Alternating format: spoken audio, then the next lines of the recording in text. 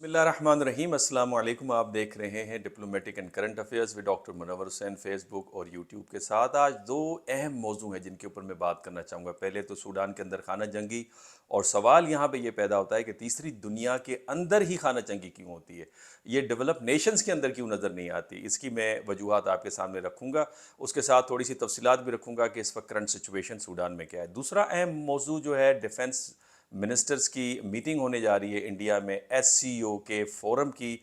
उस हवाले से क्या तफसीलात हैं और इसके ऊपर क्या सवालात उठते हैं वो भी आपके सामने रखे दूंगा। सबसे पहले सूडान। सवाल पहले ये पैदा होता है कि सूडान जैसे जो तीसरी दुनिया के जो ममालिक हैं, उनके अंदर खाना जंगी क्यों होती है। और मेरे नज़दीक खाना जंगी इस वजह से होती है कि हमारी तीसरी दुनिया के अंदर जो आइन है वो ताकतवर नहीं होता। बिकॉज आइन जो है वो हर किरदार का जो पावर है, हर जो सीट है या रोल है, उसके पावर को डिस्क्राइब करती है। किस सीट ने क्या काम सर अंजाम देना है और मुल्की मफादात के लिए क्या काम करना है। चूँकि आइन कमज़ोर होता है, चेक एंड बैलेंस का सिस्टम नहीं रहता, लिहाजा वहाँ पे एनार्की हमें नज़र आती है, और जो भी पावर में आता है वो लंबे अरसे तक पावर में रहने की कोशिश करता है, और उस वजह से एक पॉलिटिकल इनस्टेबिलिटी या एक एनार्की वजूद में आती है। और दूसरा अहम वजह जो है, बुनियादी तौर पे चेक एंड बैलेंस का ना होना है, और वो आइन ही डेफिनेटली चेक एंड बैलेंस देखता है। दुनिया के अंदर अगर आप देखें तरक्की याफ्ता ममालिक को, तो वहाँ पे आपको चेक एंड बैलेंस नज़र आएगा, लिहाजा एक स्टेबिलिटी नज़र आती है, निज़ाम की कामयाबी की ये ज़मानत है, और वो निज़ाम तरक्की करते हुए आपको नज़र आता है। तीसरी दुनिया में वो जो उनके निज़ाम है, चेक एंड बैलेंस ना होने की वजह से तनज़्ज़ुली का शिकार होता है, और जिसके पास ज़्यादा पावर होता है वो पावर में ज़्यादा अरसे तक रहने की कोशिश करता है। अलबत्ता वो पावर में रह नहीं पाता, क्राइसिस सिचुएशन डेवलप होती है, डेमोन्स्ट्रेशंस होती है और इंस्टेबिलिटी आती है, उनकी इकॉनमी डाउन होना शुरू हो जाती है। तो यही सूडान के साथ है इस वक्त। सूडान जो कि एक अहम मुल्क है अफ्रीका का, अफ्रीका के शुमाली मशरकी अफ्रीकी मुल्क है, जिसके अंदर natural resources, oil and gas. और सूडान की ये बदकिस्मती है कि वहाँ पे आपको लगातार इनस्टेबिलिटी नज़र आती है, उसकी तारीख में आपको खाना जंगी नज़र आती है। इस वक्त भी 2019 में, इसका बैकग्राउंड थोड़ा सा दे दूं, 2019 के अंदर डिमॉन्स्ट्रेशन स्टार्ट हुए, और उसके नतीजे में 30 सालों से कायम उमर अल बशीर की हुकूमत का ख़ात्मा हुआ, और 2021 में फिर मिलिट्री ने कू किया, और उसके नतीजे में जो जनरल्स की काउंसिल्स थी, मिलिट्री जनरल्स की, वो इस हुकूमत को उन्होंने चलाना शुरू किया। और उसके साथ दो मिलिट्री जो ऑफिसर्स हैं वो इस सारे सिस्टम के इंचार्ज हैं, और एक का नाम जनरल अब्दुल फताह बुरहान है, जो हेड हैं सूडान की आर्मी के, और इस वक्त डिफेक्टो हेड भी हैं सूडान के। और उसके साथ दूसरे जनरल मोहम्मद हमदान, जो कि डिप्टी हैं सूडान की मिलिट्री की के हेड के, जो इस वक्त इंचार्ज हैं आरएसएफ, रैपिड सपोर्ट फोर्स, जो पैरामिलिट्री फोर्स है उसको हेड कर रहे हैं। और दोनों फोर्सेस इस वक्त आपस में लड़ रही हैं ताकत हासिल करने के लिए, और ये लड़ाई हो रही है खर्तूम के अंदर, जो कि कैपिटल है सूडान का। और उसमें ख़तरनाक बात यह है कि खर्तूम के दिल में इस वक्त बायो लैब मौजूद हैं, और जो माहरीन हैं वो ख़तरा ज़ाहिर कर रहे हैं कि कहीं ये ना हो कि इस वक्त जो जर्म का बॉम्ब एक बन के पूरे सूडान को अपनी लपेट में ले लें। बिकॉज ये जो बायो लैब है ये अंडर अटैक है, और उसकी बुनियादी वजह यह है कि जो मिलिट्री का जो हेड क्वार्टर है वो भी इसके साथ मुल्हका है, और उसके साथ आप देखते हैं कि जो एयरपोर्ट है वो भी वहाँ पे मौजूद है। हालांकि दोनों ग्रुपों के दरमियान में सीज़ फायर चल रहा है 3 दिनों से, लेकिन वो भी ओकेजनली ऑब्जर्व हो रहा है। फायरिंग चल रही है, जेट तैयारे उड़ते हुए नज़र आ रहे हैं, अटैक करते हुए नज़र आ रहे हैं, अपने हथियार अपने ही लोगों पे इस्तेमाल हो रहे हैं।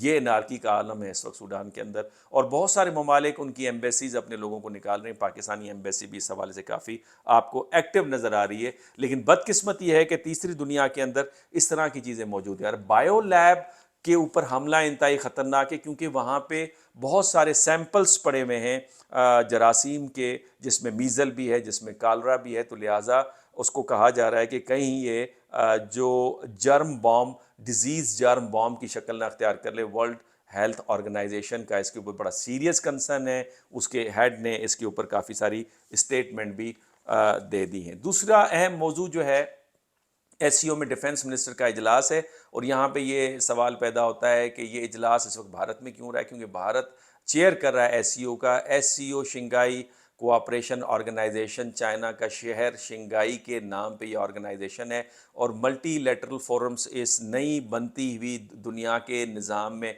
وہ کافی اہمیت رکھتے ہیں، اور اس کو ہم کہتے ہیں آکٹیگونل ملٹی پولر ورلڈ یا کامپلیکس ملٹی پولر ورلڈ.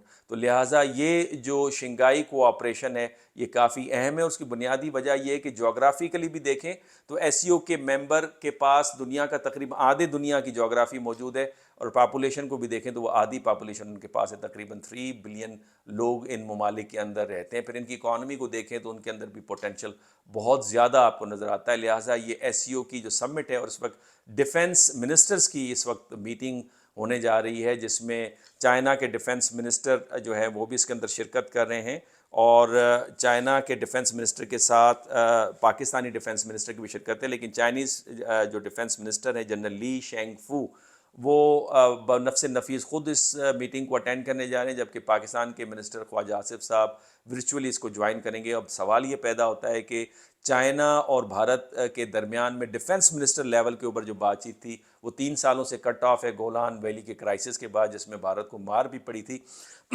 کیا یہ برف پگھلے گی؟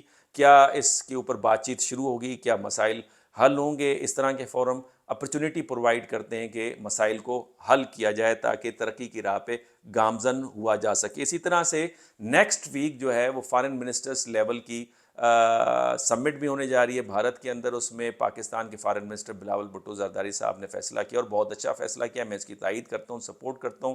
ملٹی لیٹرل فورمز میں پاکستان کو ایکٹیو ہونا پڑے گا، بلکہ دوسرے ملٹی لیٹرل فورم جیسے برکس ہے اس کو بھی جوائن کرنا چاہیے، تاکہ پاکستان کی ایکٹیو رول نظر آئے دنیا کے اس تبدیل ہوتے ہوئے نظام کے اندر. جو اسپیس کریٹ ہوا ہے اس میں پاکستانی جیسے ممالک کو جو مڈل رینج پار ہیں ان کو کھیلنے کا موقع ملتا ہے، اپنے اثر و رسوخ کو بڑھانے کا موقع ملتا ہے. تو لہٰذا یہ بہت اچھا فیصلہ ہے فارن آفس کا کہ وہاں پہ شرکت کریں. لیکن یہاں پہ سوال یہ پیدا ہوتا ہے کہ کیا فارن منسٹر بلاول بھٹو زرداری کی بھارت کے فارن منسٹر جے شنکر کے ساتھ ملاقات ہوگی، اور کیا 2019 اگست کے بعد جو کشمیر ایشو کے اوپر کرائسس پیدا ہوا ہے اور جس کی ذمہ داری بھارت پہ عائد ہوتی ہے کہ خطے کا ایک بڑا ملک ہے، بڑے بھائی کی حیثیت سے اس نے جو یونیلیٹرل ایکشن لیا مقبوضہ کشمیر میں، جو 35A اور 370 آرٹیکلز کا ایبروگیٹ کیا، جس کے نتیجے میں کرائسس پیدا ہوا، اوپن جیل بنی، اور یہ جو ایبروگیشن کا جو فیصلہ تھا یونائٹڈ نیشنز کی ریزولوشن کی مخالفت ہے،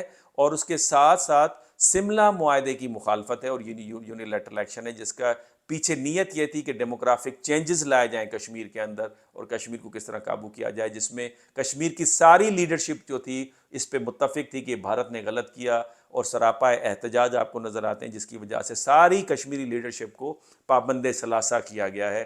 اور وہاں پہ انٹرنیٹ پہ پابندیاں اور آئے دن آپریشنس آپ کو نظر آتے ہیں، جس میں بھٹ جو ان کے ایک جو تحریک کے جو لیڈر تھے ان کی دسمبر کے اندر ان کی اسیسینیٹ بھی انہوں نے کیا جیل میں بند کرنے کے بعد، اور اس کے اوپر لوگوں نے پروٹیسٹ بھی کیا. تو لہٰذا سوال یہاں پہ یہ اٹھتا ہے کہ اگر بلاول بھٹو زرداری صاحب جاتے ہیں اور جے شنکر کے ساتھ ملاقات ہوتی ہے یا نہیں ہوتی، اور اس کے نتیجے میں کیا جو برف ہے وہ پگھلتی ہے دونوں ممالک کے درمیان میں. اور چونکہ اس خطے کے اندر کافی پوٹینشیل موجود ہے، اور میں ہمیشہ کہتا ہوں کہ پاکستان اور بھارت کے درمیان میں ٹریڈ ہونی چاہیے، ریجنز کے درمیان میں کنیکٹیوٹی ہونی چاہیے، اور بھارت کو کنیکٹ پاکستان ہی کر سکتا ہے ویسٹ ایشیا کے ساتھ. اس پہ میں تفصیلاً بات کروں گا نیکسٹ ویلاگ پہ. آج کے لیے اتنا ہی کافی. اگر آپ کو ویلاگ پسند آیا ہے تو آپ اسے لائک بھی کیجئے، شیئر بھی کیجئے، سبسکرائب بھی کیجئے. اگلے ویلاگ تک اجازت دیجئے. اللہ حافظ.